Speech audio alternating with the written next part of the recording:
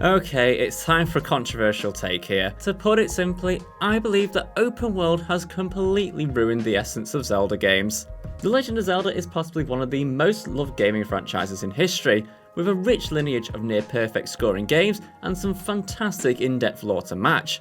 Something changed though when Breath of the Wild dropped, and for many, including myself, it altered the way Zelda played a little too much in the wrong direction. Every new game on the planet seemingly relies on open world aspects to make their game feel larger than it normally is. Giving you free roam of a usually empty-ish map works in fairness. You do feel like there is a lot more to explore, and that the game you're playing feels a lot longer, but did Zelda actually need this? Did we actually need to extend Zelda games to be longer than they actually are? I don't think I've ever seen anyone give Ocarina of Time negativity because it was too short. One day, somebody at Team Nintendo decided that all Zelda fans need the game's playtime extended by hundreds of hours, with zero need to actually do so. Breath of the Wild is a good game, don't get me wrong here. Was it fully my cup of tea? Not exactly, but you cannot argue with the sales and the universal success of the game. In saying this, the exact same sales and success figures have been prevalent in many of the previous Zelda titles. Perhaps they did not ship out as many copies as Breath of the Wild has, but gaming as a whole was minute compared to the scale it is by today's standards. Sales of Majora's Mask, Wind Waker, Twilight Princess and Ocarina of Time will no doubt have matched the current sales of Breath of the Wild if gaming was as widely universal as it is today. The open world aspect of Breath of the Wild gives it a lot more lifespan than many of the older Zelda games, that is for certain. And that's not necessarily a bad thing. Making a game that could have easily been a 30 to 40 hour game into a near 100 hour games for around £50 at the time is fan service. I suppose this is where the open world element has its advantages. It can elongate a game and give you a ridiculous amount of exploration and content to work with in order to maximise the length of your actual gaming experience. This element of open world games works for most people. Did I feel Breath of the Wild was too long? Well, the main storyline was a decent length, and I think most people could comfortably complete it without experiencing too many issues.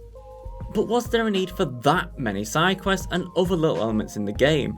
Was it really necessary to tie, say, getting the Master Sword, the iconic weapon that Link has wielded for decades, to 40 shrines worth of grinding to get the 13 magical hearts you needed, just so Link could wield the weapon that most players know him for having anyway? I get it's side content, and it really is the player's choice to engage with it. Hell, if you're brave enough, you can just go kill Ganon right at the start of the game if you wanted.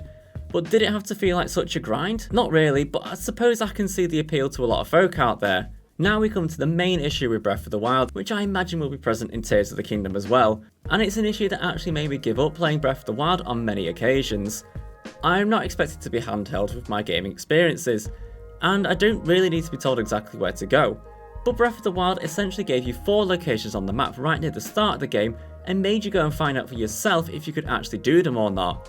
From my memory, there was no suggestion that you should be going to the elephant section first, and that you would not even begin to even access the other corners of the game. The older titles never handheld you either, but they at least guided you a little more compared to what the current games do.